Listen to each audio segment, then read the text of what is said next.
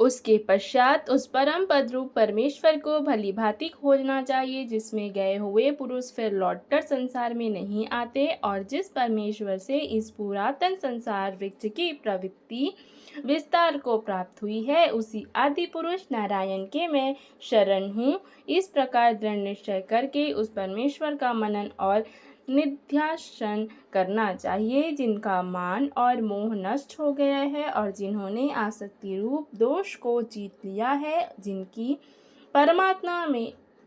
परमात्मा के स्वरूप में नित्य स्थिति है और जिनकी कामनाएं पूर्ण रूप से नष्ट हो गई हैं, वे सुख दुख नामक द्वंद्वों से विमुक्त ज्ञानी जन उस अविनाशी परम पद को प्राप्त होते हैं।